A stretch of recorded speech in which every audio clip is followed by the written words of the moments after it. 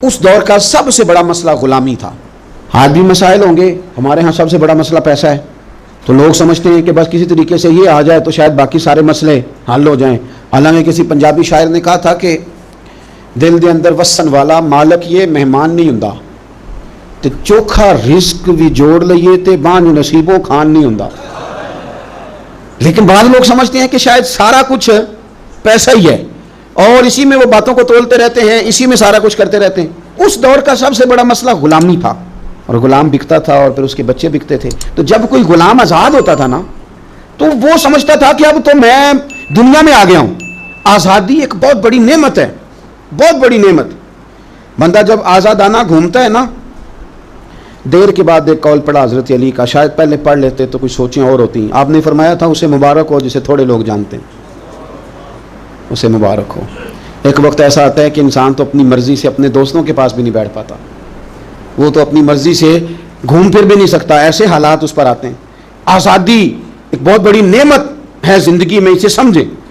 تو اہل عرب کے ہاں غلام کا آزاد ہونا اتنی بڑی نعمت تھی کہ وہ بندہ سمجھتا تھا دنیا میں ہی آ جایا ہوں۔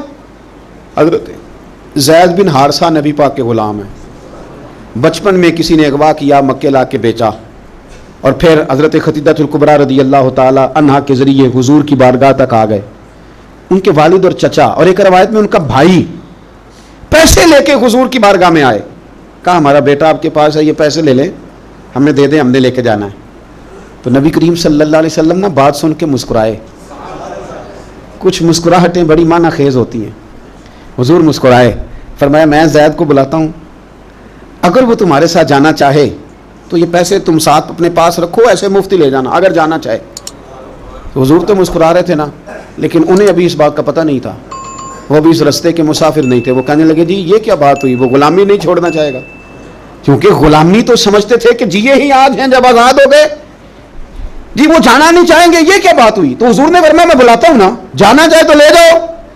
اللہ کے رسول صلی اللہ تعالی علیہ وسلم نے بلایا، جناب زید بن حارثہ آئے، فرمایا والد اور چچا آئے ہیں، یہاں ایک روایت میں تمہارے بھائی آئے ہیں۔ دوڑ کے گئے، بڑے زمانے سے ملے ہوئے تھے، بڑا روئے، بڑا پیار، بڑی باتیں، بیٹا تیری ماں یاد کرتی ہے، تیری بہنیں بلاتی ہیں، تیاری ہو گئی۔ اب جب تھوڑا سنبھلے نا تو حضور نے دھیمے لہجے میں کہا زید یہ تمہیں لینے آئے ہیں، اگر تم جانا چاہو تو میری طرف سے پابندی کوئی نہیں۔ کون نہیں گھر جانا چاہتا، کون نہیں آرام کرنا چاہتا؟ 2-3 دن بندہ باہر رہے نا تو وہ گھر لوٹ کے آئے تو اس کا دل کرتا ہے کہ آج نیند سکون کی آئے گی۔ ہم گھومتے ہیں پاکستان میں تو لوگ کہتے ہیں رات رہ جاؤ، زیادہ اصرار کریں تو پھر میں کہتا ہوں یار اپنے بیڈ پہ ہی نیند آتی ہے، تمہیں کیا بتائیں۔ گھر کون نہیں جانا چاہتا، اپنے بہن بھائیوں سے کون نہیں ملنا چاہتا؟ قرار ہی سارا وہاں ہے، سکون اور راحت ہی وہاں ہے۔ اس کی تو خواب کبھی آ جائے بندے کو اپنے گھر کی تو وہ خواب بڑی تسلی دے جاتی ہے۔